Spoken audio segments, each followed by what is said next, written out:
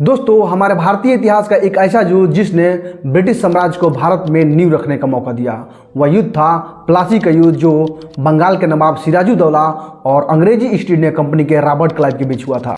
अंग्रेज भारत आए थे व्यापार करने के लिए, परंतु मीर जाफर की गद्दारी से अंग्रेज भारत में व्यापारी से राजतंत्र स्थापित करने में कामयाब हो गए। तो आइए जानते हैं इस वीडियो में अंग्रेजों का बंगाल विजय का प्लासी युद्ध और मीर जाफर के गद्दारी की पूरी कहानी।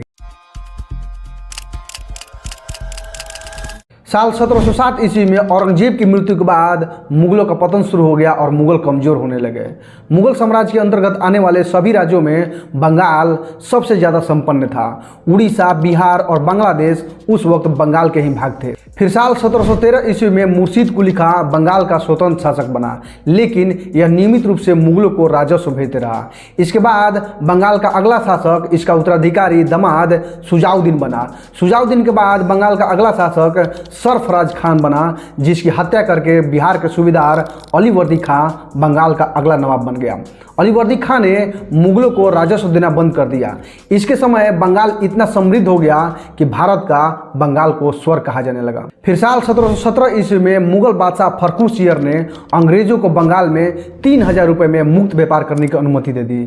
अंग्रेज स्वतंत्र रूप से व्यापार करने लगे और अपनी धाक जमाने लगे। इन यूरोपीय व्यापारियों को अलीवर्दी खां ने कहा था कि मधुमक्खी के छत्ते के समान है, इन्हें जब तक नहीं छेड़ा जाए तब तक शहद देंगे और अगर छेड़ दिया जाए तो काट काट कर मार डालेंगे। अलीवर्दी खां का कोई अपना पुत्र नहीं था, तो उसने अपनी छोटी बेटी के पुत्र सिराजुद्दौला को बंगाल का अगला नवाब घोषित कर दिया। यहीं से फिर शुरू हो गया बंगाल की सत्ता में आंतरिक विद्रोह। साल 1756 ईस्वी में सिराजुद्दौला जब बंगाल के नवाब बने तो उनके बहुत सारे दुश्मन हो चुके थे। उनकी अपनी मौसी घसीटी बेगम चाहती थी कि उनका पुत्र बंगाल का नवाब बने, साथ ही उसका सेनापति मीर जाफर चाहता था कि वो खुद बंगाल का अगला नवाब बने। इस तरह से सिराजुद्दौला के अपने मंत्री और रिश्तेदार भी दुश्मन बन जाते हैं। इधर बंगाल एवं मद्रास में अंग्रेजी ईस्ट इंडिया कंपनी अपनी स्थिति मजबूत कर चुकी थी।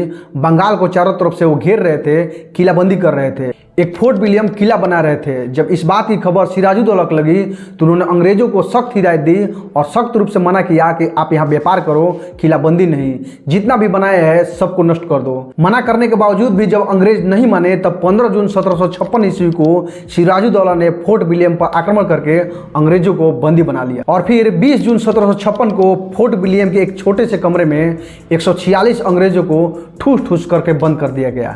अगली सुबह जब उन्हें बाहर निकाला गया तो दम घुटने की वजह से 146 में से 123 अंग्रेजों की मौत हो जाती है और केवल 23 ही जिंदा बच पाते हैं। इस हादसे को द ब्लैक होल ट्रेजेडी यानी काल कोठरी की घटना कहा जाता है। इसी घटना को प्लासी के युद्ध का तत्कालीकरण भी कहा जाता है। इस हादसे के बाद अंग्रेज और सिराजुद्दौला के बीच कटुता एवं दुश्मनी पैदा हो गई। इस हादसे की खबर अंग्रेज अधिकारी रॉबर्ट क्लाइव को लगी तो वह सिराजुद्दौला से बदला लेने के लिए ठान लेता है। उस वक्त वह मद्रास में था और वहां से 3000 अंग्रेज सैनिकों को अपने साथ लेकर बंगाल रवाना हो गया सिराजुद्दौला से बदला लेने के लिए। लेकिन उसे पता चलता है कि सिराजुद्दौला के पास लगभग 2 लाख सैनिक है। तब वह जान चुका था कि सिराजुद्दौला को युद्ध में हराया नहीं जा सकता है। फिर उसने चाल चली और सिराजुद्दौला के जितने विरोधी दुश्मन थे सबको सत्ता एवं पैसों की लालच देकर अपने साथ मिला लिया। सिराजुद्दौला के विरोधियों में सेनापति मीर जाफर, दीवान राय दुर्लभ, सैन्य अधिकारी यार लतीफ और बंगाल का धनाढ़ व्यापारी जगत सेठ एवं अमीर चंद्र, इन सब को अंग्रेज रॉबर्ट क्लाइव अपने साथ मिला लिया। इसके बाद 23 जून 1757 ईस्वी को बंगाल में भागीरथी नदी के तट पर स्थित प्लासी नामक स्थान पर प्लासी का युद्ध होता है। इस युद्ध में सेनापति मीर जाफर सिराजुद्दौला को धोखा देता है। उसे गद्दारी कर जितने भी सैनिक थे उसको अपने साथ लेकर रॉबर्ट क्लाइव के साथ जा मिलता है। परंतु सिराजुद्दौला के 2 योद्धा मीर मदान और मोहनलाल सिराजुद्दौला के साथ मिलकर अंग्रेजों का डट कर सामना करते हैं, लेकिन इस युद्ध में तीनों मारे जाते हैं। इस युद्ध को जीतने के बाद मीर जाफर को रॉबर्ट क्लाइव ने बंगाल का नवाब बना दिया। बदले में मीर जाफर ने ईस्ट इंडिया कंपनी और रॉबर्ट क्लाइव को बेशुमार धन दिया और साथ ही अन्य अंग्रेजों को भी कई सारे सुविधाएं भी मिली। इस युद्ध को जीतने के बाद बंगाल में अंग्रेजों को पूर्णतः नियंत्रण करने का मौका मिल गया। अब अंग्रेज व्यापारी से सीधे राज शक्ति के स्रोत बन गए। आर्थिक दृष्टि से भी अंग्रेज बंगाल का शोषण करना शुरू कर दिया।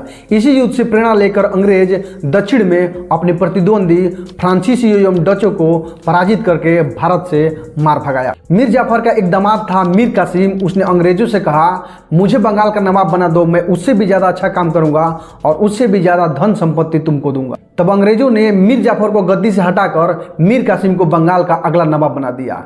लेकिन मीर कासिम अंग्रेजों के विपरीत काम करने लगा। तब फिर अंग्रेज खफा होकर मीर कासिम को गद्दी से हटाकर दोबारा मीर जाफर को बंगाल का नवाब बना दिया। इससे मीर कासिम अंग्रेजों से नाराज हो जाता है, जिसके बाद बक्सर का युद्ध होता है, जिसे हम अगले वीडियो में जानेंगे। दोस्तों, कहा जाता है भारतीय इतिहास में दो सबसे बड़े गद्दार हुए हैं। पहला जयचंद, जिसकी गद्दारी ने भारत के वीर योद्धा पृथ्वीराज चौहान की जान ले ली और फिर भारत में इस्लामिक सत्ता कायम हुई। दूसरा मीर जाफर, जिसकी गद्दारी से सिराजुद्दौला मारे गए और फिर भारत में ब्रिटिश शासन कायम हो गई। बाकी दोस्तों, आपकी क्या राय है कमेंट करके जरूर बताएं और वीडियो नॉलेज लगे तो लाइक शेयर सब्सक्राइब जरूर करें। धन्यवाद।